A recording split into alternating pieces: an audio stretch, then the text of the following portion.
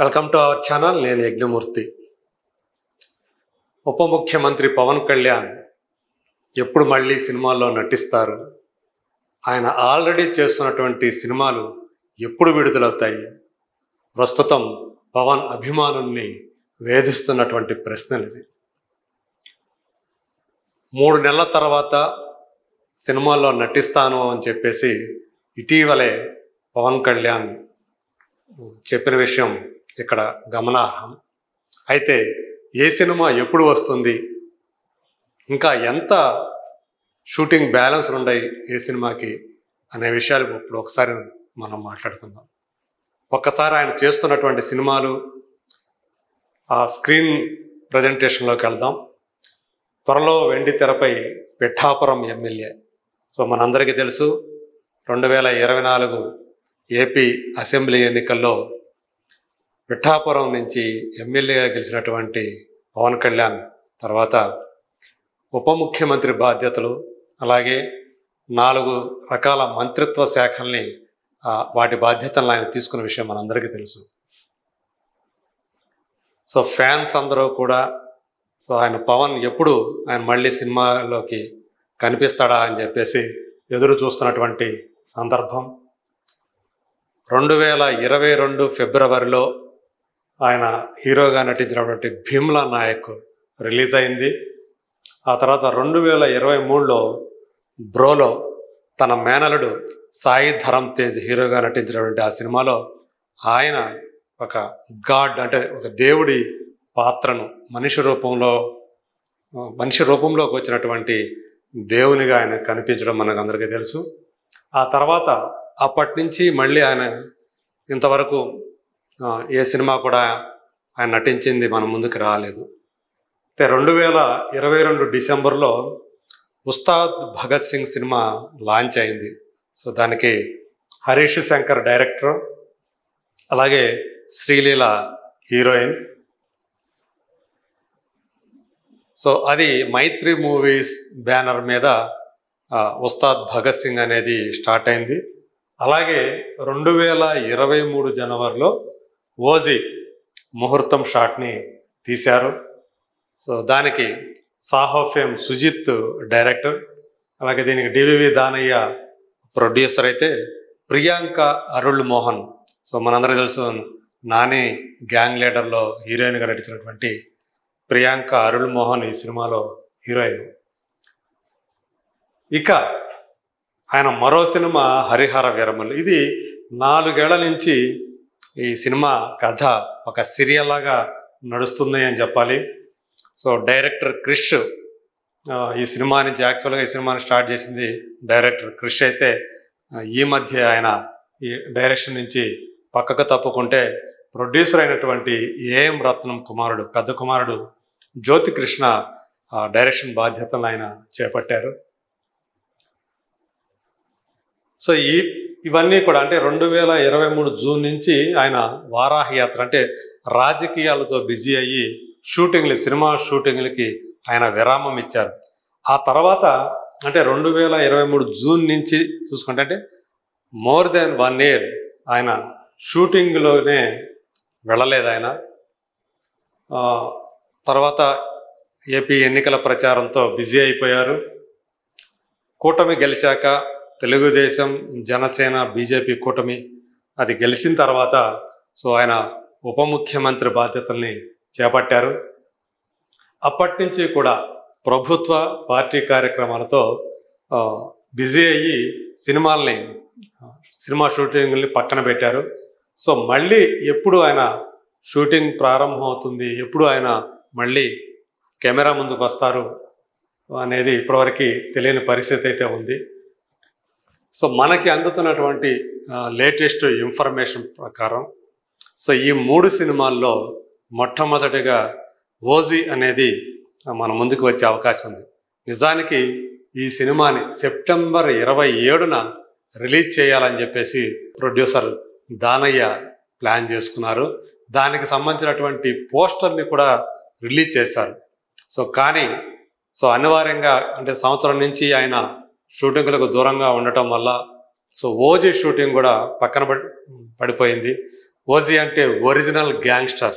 So ఆ original gangster అనేది ఎలా ఉంటుందనేది చిన్న గ్లిమ్స్ ద్వారా మనకి ఇదివరకు చూపించారు.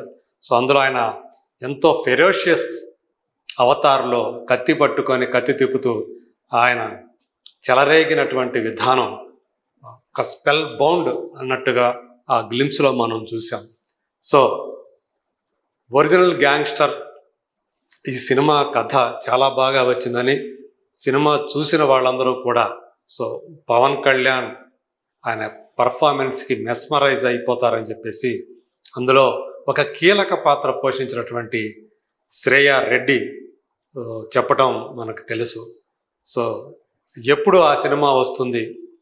సో అంటే సెప్టెంబర్ 27 ఈ సంవత్సరం 2024 రావాల్సినటువంటి ఆ సినిమా మరి ఎప్పుడు వస్తుంది అంటే సో త్వరలోనే ఆయన అంటే అక్టోబర్ నుంచి బహుశా దసరా తర్వాత నుంచి ఆయన ఓజీకి సంబంధించినటువంటి మిగతా పార్ట్ ఏదైతే ఉందో తనకు సంబంధించినటువంటి ఆ పోర్షన్ని పూర్తి చేయడానికి ఆయన దసరా తర్వాత తన కాల్ షీట్ని కేటాయించే అవకాశం ఉందని మనకు అందుతున్నటువంటి సమాచారం.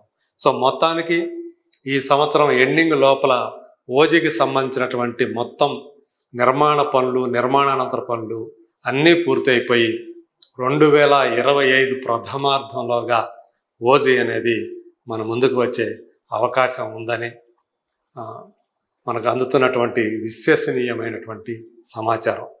ఆ తర్వాత హరిహర వీరమల్లు. సో ఇది ఆల్మోస్ట్ సో 3.5 సంవత్సరం పైనుంచాయి. అంటే ఇది 4 సంవత్సరం. ఇది ఈ సంవత్సరం కూడా గడిస్తే 4 సంవత్సరాలు పూర్తయిపోతాయి ఆ సినిమా ప్రారంభమయ్యి.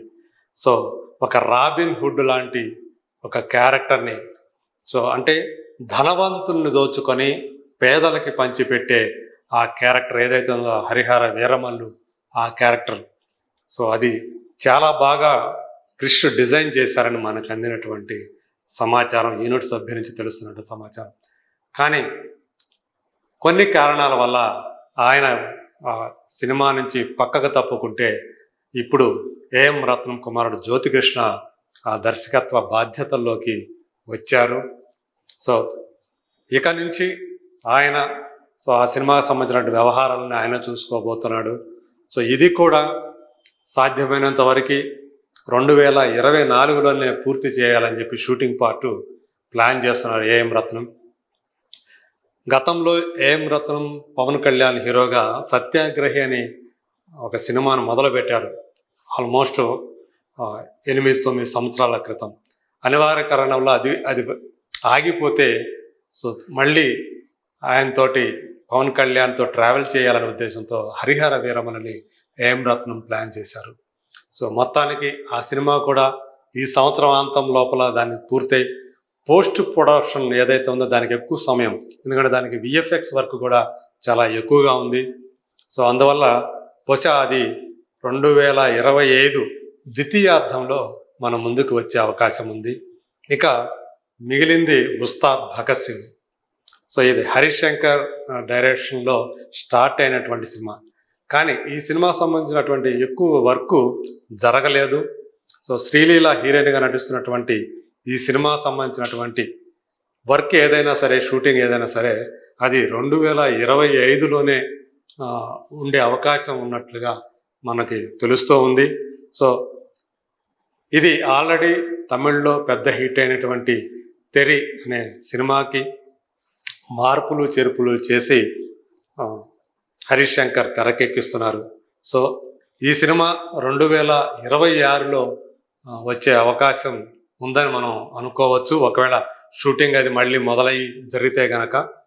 సో కొత్తగా ఆయన మళ్ళీ ఏం సినిమాలన్నా ఇస్తారా లేదా, లేకపోతే ఈ 5 ఏళ్ల కాలం, ఎందుకంటే ఒక ఉప ముఖ్యమంత్రి హోదాలో అలాగే ఒక మంత్రి హోదాలో ఉన్నారు కాబట్టి ఆ శాఖలను నిర్వహించాలి కాబట్టి సో ప్రధానంగా పంచాయతీరాజ్ శాఖ ఆయన తీసుకున్నారు, అలాగే పర్యావరణ శాఖ తన దగ్గరే పెట్టుకున్నారు. సో వీటికి టైం కేటాయించాల్సి ఉంది కాబట్టి ప్రస్తుతం ఏవైతే ఈ సినిమాలు ఇవి పూర్తి చేసి ఆ తర్వాతే ఆయన ఏదన్నా మరో సినిమాకి గ్రీన్ సిగ్నల్ ఇచ్చే అవకాశం ఉందని చెప్పేసి చెప్పాలి. సో మొత్తానికి సో 2025లో 2024లో అయితే ఆయన సినిమాలు మనం ఎక్స్పెక్ట్ చేయకూడదు. 2025లో ఆయన నుంచి 2 సినిమాలు, మొదట ఓజీ, ఆ తర్వాత హరిహర వీరమల్లు వచ్చే అవకాశం ఉందని చెప్పేసి మనకు అందుతున్నటువంటి సమాచారాన్ని బట్టి తెలుస్తూ ఉంది. సో మరి కొంతకాలం పవన్ కళ్యాణ్ కోసం మనం వెయిట్ చేయాల్సిన, కెమెరా ముందు, వెండి తెర ముందు చూడాలంటే మరి కొన్ని నెలల పాటు వేచి చూడక